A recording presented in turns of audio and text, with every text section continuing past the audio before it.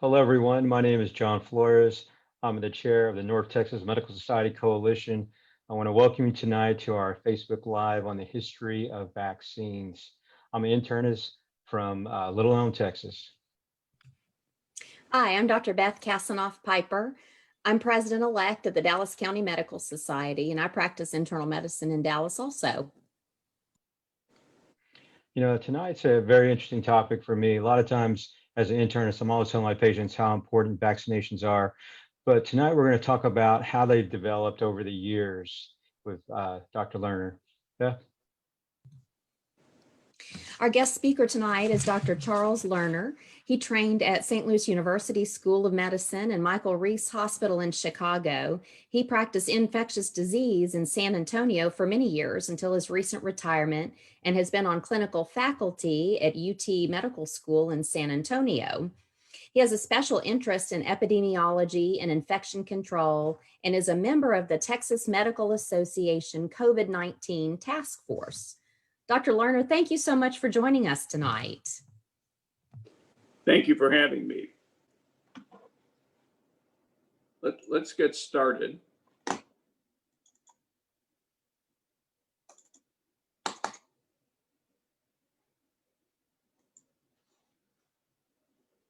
I think you can all see this slide.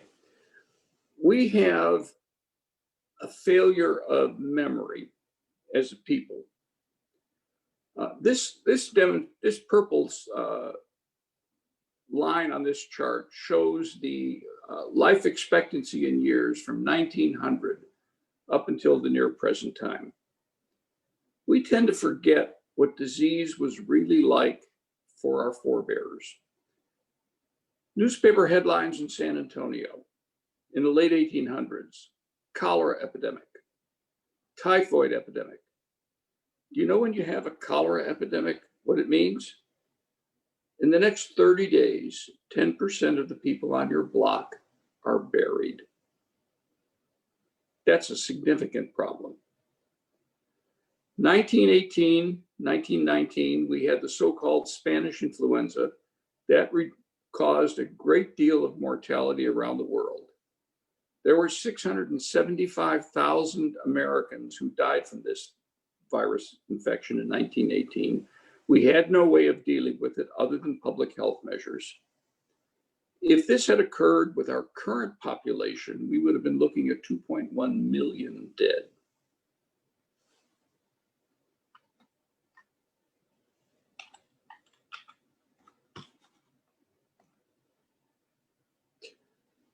This slide shows the development of vaccines over a period of time, starting in 1796, when Dr. Jenner developed the first way of preventing smallpox, a very deadly disease. In fact, when Europeans came to the United States or to North America, Native Americans were dying in the Rocky Mountains from smallpox and from measles before the Europeans knew there was the Mississippi River. That's contagious disease. If you'll notice from this slide, the important thing is that most of the development of vaccines has occurred in the last half of the 20th century and since 2000. A sentiment against vaccines comes from the beginning. There was a sentiment and a movement to lynch Dr. Jenner because he was doing things that were unnatural. And the only reason that he managed to survive all of this was very simple. He began to prevent smallpox. There are a number of diseases that we used to see in very large numbers. And you can see from this slide, and I won't go through the details on it, but you can see that in 2010, we have dramatically reduced the incidence of infectious diseases for a great many diseases, many of them down to zero, with the advent of immunizations. I'd like to talk for a moment about the polio. Polio is a very serious disease We had an outbreak in 1952, which I remember. There were 51,000 cases. 21,000 of those people were paralyzed. You know what that means? They spent the rest of their life in an iron lung. It's not very pleasant. Developing vaccines takes a long time. For the polio vaccine, in 1946, a man named John Enders decided to start studying how can we grow the polio virus. It took him 3 years to figure it out. Then Dr. Salk took that information and spent 7 years creating a vaccine, the Salk vaccine for polio. And I remember getting the Salk vaccine. And then another 6 years later, Dr. Sabin developed the oral attenuated polio vaccine. This is a picture from a municipal auditorium in 1962. The lines of people waiting to get their sugar cubes. Dr. Lerner, were there problems with getting people to accept the idea of the polio vaccine? Oh, it was very easy. You didn't ask, in those days, you asked your mother. Today, you'd have to ask your grandmother or your great-grandmother, should I take the polio vaccine? And if you said no, prepare to duck. Because your grandmother or your great-grandmother would haul off and hit you. People were adamant that everybody was afraid of this disease. Every time a child had the sniffles, parents went into a panic. So when this vaccine was released, look at all the people who lined up in San Antonio in 1962. We didn't have 1.5 million people in San Antonio in those days. We had far fewer. We have learned so much since 1918. This is a series of pictures of newspaper articles from 1918. The one I think is most interesting is the Anti-Mask League of San Francisco. And let's close the saloons. We didn't have anything in 1918, 1919 to treat this. There were no antibiotics. There were only public health measures. And those public health measures are the same today as they were over 100 years ago. Let's talk about what a vaccine is and how an antibody works. These Y-shaped structures that you see here are antibodies. And there's a part of the antibody that binds to a part of the virus. And in this case, we've got a virus that sort of looks like the SARS virus. And you've all seen the pictures of the red mushrooms coming up from the surface of the virus. And it binds to those receptors and it inactivates them so that they can't get into the cell and they can't cause disease. Now, traditional development of a vaccine, I went through what happened with the polio vaccine. Normally, we have design and exploratory studies. That's what John Enders did. It takes many years. Then we have process development, many blind alleys, until we finally figure out how to do it. Then we submit an investigational new drug application to the Food and Drug Administration. And after they approve it, then for several years, we do a phase 1 study. The phase 1 study on COVID-19 vaccines were about 30 patients. And after we analyze all of that data up, down, and sideways, then we do a phase 2 study with maybe a couple of 100 patients. And then after a couple of years, we do a phase 3 study with a large number of patients, looking not only does the vaccine work, but how much harm does it do? And after that, we submit a new drug application. The FDA takes its time, looks at every bit of data, and after a couple of years, if it gives approval, then the drug companies say, okay, now let's start making the vaccine. Dr. Lerner, I was wondering, is this something that's done mainly by a government entity, or is it usually by private concerns, especially during the last century? All the vaccines were developed by private companies. I don't think any of them were developed by governments. Uh, there may have been one or two, possibly the anthrax vaccine, I'm not sure. Now, the second part of this slide, the lower part of this slide, shows Operation Warp Speed. And what does that mean? Because that sounds frightening. We're going to sacrifice everything and we're going to jump right into this. Well, first of all, the phase 1 stuff, the design stuff, we started that a decade ago. We learned to understand what messenger RNA is, how it works, how to manipulate it. We went through all the trials. We went through the blind alleys. We figured it out. After 10 years, we got an Ebola vaccine that's been approved. We also have vaccines for another coronavirus called SARS, which caused a number of deaths. It's got about a 70 or 80% mortality, and the Middle East coronavirus. And then we have virus vaccines against Zika and cytomegalovirus and something called influenza. The influenza vaccine that is messenger RNA developed will be one that you will be effective against all strains of influenza because it attacks a different part of the virus. Well, we went through all that stuff before. So all we had to do was get the genetic code of the virus, create the mRNA, bingo, you got a vaccine.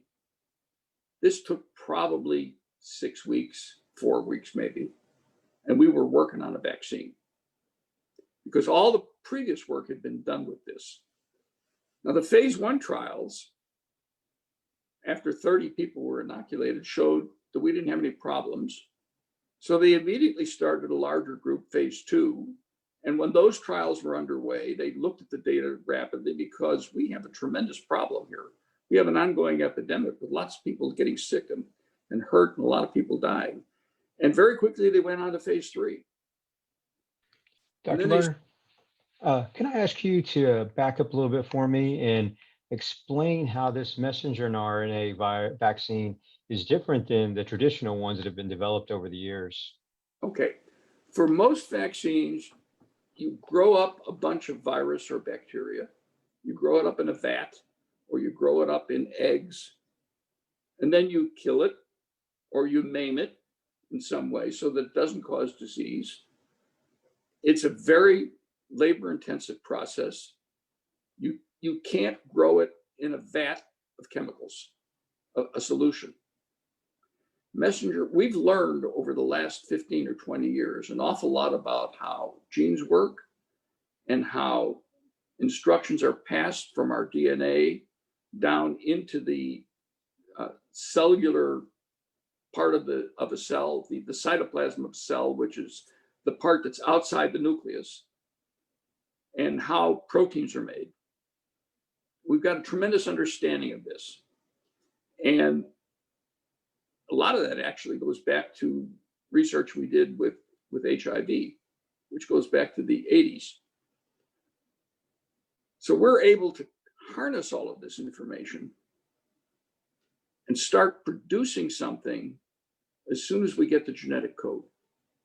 This is a game changer for immunization. It's a game changer for drugs. It's a game changer for all sorts of things, because we have a tremendous amount of knowledge that we didn't have 40 or 50 years ago. Operation Warp. Dr. Lerner, I'm sorry. I have patients who ask me, they're worried that somehow this messenger RNA vaccine is going to insert itself somehow and change our own DNA and cause long-term problems. It can't. Messenger RNA is a downstream product. Our genetic material is housed in the nucleus of a cell. It's called DNA. DNA creates RNA and sends it out into the body of the cell outside the nucleus. And that RNA then tells the protein factories, which are technically called ribosomes, make this protein. And then it's degraded, goes away. It never goes back upstream. This is a downstream product. It can't get into your DNA. There's no way. Okay. Now, Operation Warp Speed comes into this very simply. The government came in and said, we think these vaccines are probably going to be effective. We're going to agree to buy so many millions or hundreds of millions of doses. Companies, you don't have the data that your vaccine works. You make the vaccine, you put it in storage so that if the FDA approves it on Monday, that on Tuesday, you've got 100 million doses to go. That's what Operation Warp Speed is all about. It's not about the science behind it. It's not about the accuracy of the vaccine. It's not about the safety of the vaccine. It's about, instead of starting to manufacture the vaccine once you get FDA approval and taking 6 months to gear up, being able to release vaccine tomorrow. And with the FDA's approval of that vaccine today, vaccine is shipping tomorrow. That's what Operation Warp Speed is all about. These are the vaccines that are currently leading the pack. The Pfizer vaccine, the Moderna vaccine, both of these are messenger RNA.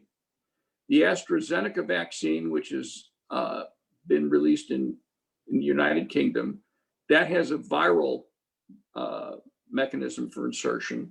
And the Johnson & Johnson Janssen Drug Company coordination is also an adenovirus vector. Now, some people are concerned about the emergency use authorization. What is that? What it is simply a process to provide potentially life-saving medical products when we don't have anything available that's going to make something better that's a bad disease. And if we don't act, lives are going to be lost.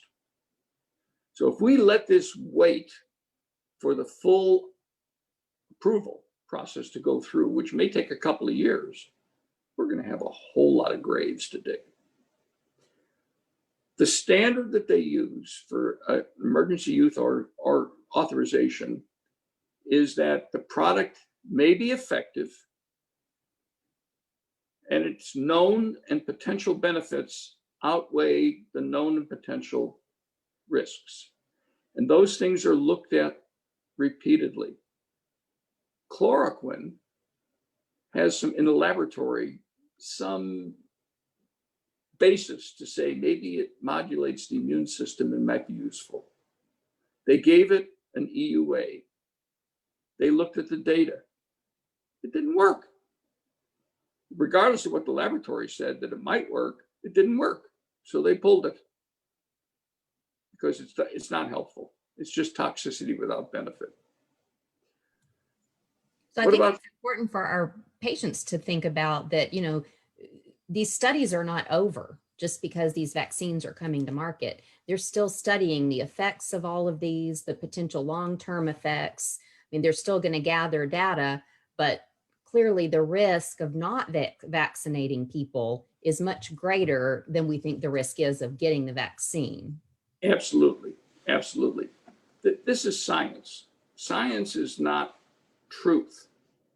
Science is ask a question, look for an answer, ask the same question a little differently, look for a better answer, and keep asking and asking and asking and refining and refining and refining.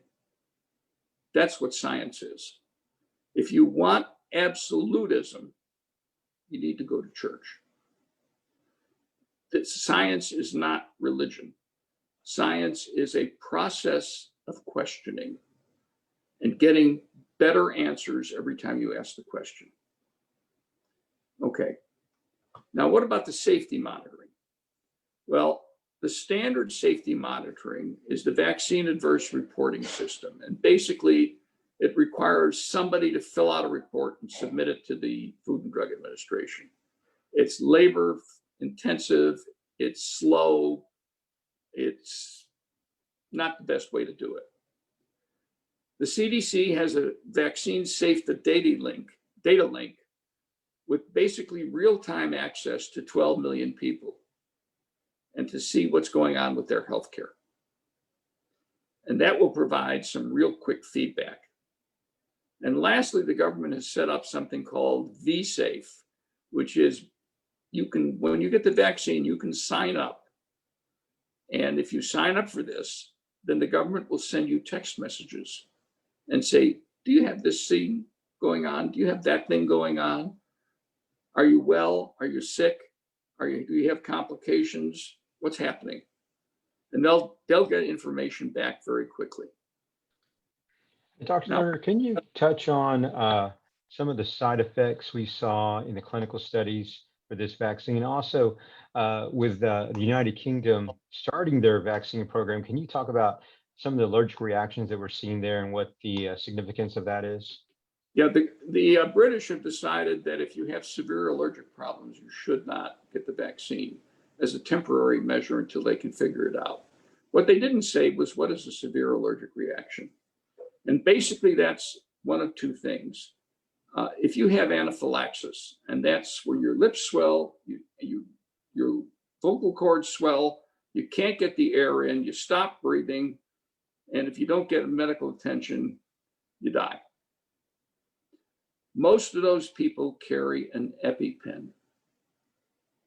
Now, if you get a rash to something, if you think maybe you were allergic to something years ago, but you never had any of those symptoms, I would say the risk of an allergic reaction that's serious is so much smaller than the risk of getting the disease and getting maimed or dying that it's a no-brainer. You take the vaccine. Do vaccines have risks? Absolutely. Will vaccines kill people? Absolutely. The question is not, is that happening? The question is, what's the risk? If I have to take a risk of 1 in a million to prevent something that's 1 in 100, it doesn't take me very long to make a decision. Because I learned in first grade that 1 in 100 is a little bit more common than 1 in a million. I had a good first grade teacher. Well, let's look at the final safety data. First of all, we're looking at all these patients in phase 3 trials for 8 weeks. Why? Because we know that 95% of any serious adverse effects occur in the first 6 weeks. So there's a little cushion there. They are going to be following all of the people who get the vaccine in these phase 3 trials for 4 years, looking at safety data and looking at effectiveness data. How long is the immunization effective? For how long is the immunization effective? We don't have data for pregnant women and children, but in the Pfizer trial, there were a few dozen women. I mean, you got 30,000 people in each group. A few dozen women got pregnant during the trial. Nothing happened. And a few dozen teenagers got the vaccine. They didn't have any problems. Now, that's not data. That's an anecdote, but it suggests that there won't be a problem. And it suggests that proper studies will probably show that it's safe for teenagers and safe for pregnancy. We don't know the duration of immunity. We know that the immunity to other coronaviruses lasts for a year or two. So if we have to get a booster every couple of years, so be it. There are tremendous challenges in delivery. If you have to deliver a vaccine at minus 90 degrees, that's difficult. You have to have special freezers. You're not going to be able to go into a small town and have a super cold chain and be able to deal with it, because you take the vaccine out of that super cold freezer and you just got a short period of time before you have to utilize it. And it comes in batches of 5,000. So we're not going to be able to go into a town of 1,500 and have vaccine put into that town and have most of the doses be thrown in the trash because they're not good. And then we have the issue of vaccine hesitancy. A lot of people are concerned about vaccines for a whole lot of reasons. And I don't know a way around that. What I used to tell young mothers who were telling me that early in my practice, they did not want to immunize their children for polio. I told them not to talk to their mother, but to talk to their grandmother and tell grandma that you're not going to immunize their great grandchildren for polio, and be prepared to duck. Because grandma knew polio, just like my mother knew polio, and grandma would have a fit. Dr. Lerner, we're hearing some people say things like, well, I'm not sure I want to get the vaccine because I'm afraid it will impact my future fertility. Or I've even heard people say things like, oh, it's not really a vaccine, it's a government tracker, or it's a microchip that they're actually implanting in you. And is there any reason that we shouldn't trust that these vaccines are safe and effective and important for people to get? Well, I had the privilege of reviewing the FDA documents yesterday because a friend of mine who sits on the committee sent them to me. And I'm very comfortable with it. My sleeve is going to be rolled up as soon as I have the opportunity. The same thing for my children. Microchips, that's nonsense. Because this is a biologic product. And well, I forgot the first question you said. Future fertility. Pardon? People are wondering if it could impact their fertility in the future. There's no evidence whatsoever that would have any impact. And a dozen women got pregnant while they were in the trial. So it didn't impact their fertility. Dr. Lerner, I did have a question, with this new technology of messenger RNA vaccines and the really high efficacy rate we're seeing with these vaccines, is that because of the ability to pinpoint the protein and to have our body really respond well? We don't really have an answer to that yet. I would assume that since we can now cause our cells to manufacture this target protein that a virus has in large quantities and tell our immune system, hey, this is a foreign protein, let's get our police force out and let's go arrest this protein and put it in jail. I would think that has a great effect. But that's an educated guess. That's not data, and that's a question, that's not an answer. So Dr. Lerner, what would you suggest for people who've already had COVID in terms of whether or not to get the vaccine? If you've had COVID and you have had a positive test, not just a clinical diagnosis, but confirmation, I think as a public service, because this vaccine will be in short supply for a while, that I would wait at least 90 days before I took the vaccine. If my turn comes up and I've had COVID, I would say, I'll wait 90 days and let other people get ahead of me in line, because I know I'm protected at least for that period of time.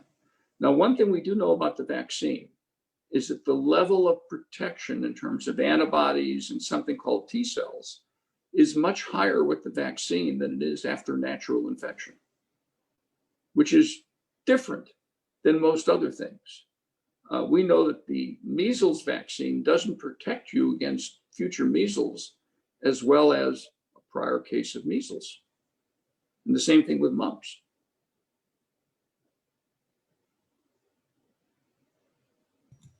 When will we know transmission data? That's going to be a long time, because in order to get transmission data, you have to have a huge study where you look at all the contacts of all the people and test them over and over and over again. Because remember, 40% of all the infections in some studies, maybe 50% in others, are asymptomatic. So you won't know that the disease was transmitted to someone in your household because they didn't have any symptoms. So you have to do testing, and that's very complicated, very expensive, very time consuming, and requires a large number of people. And we don't have that yet. Maybe we will have that one day. But in all probability, with herd immunity developing with enough people vaccinated, plus those that got the disease, we will see transmission drop off, and we won't be able to measure it anyway, because there won't be enough people that will be susceptible that are around to measure it in. And one last question. What would you tell people about the measures we're taking now, the social or physical distancing, wearing masks, washing their hands? When they get the vaccine, do we still need to keep all that up? Absolutely. The vaccine may prevent infection. We know it moderates infection. It probably doesn't prevent infection. It probably moderates it. So that if you're exposed to somebody who has a high level of COVID virus, you might overwhelm the system. You need to continue doing the measures of public health that are known to stop the spread of disease. Masking, social distancing, staying outdoors rather than indoors, because this disease is airborne. Somebody asked me the question the other day, well, what about going into an outdoor tent? And my answer was, a tent is a physical building made out of cloth. It's indoors.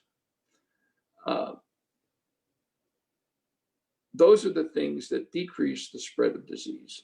Masking is critical, because we know that masking has a major impact on your ability to spread the disease, and also has about a 15 to 20% protective value against your acquiring the disease if you encounter somebody who is contagious.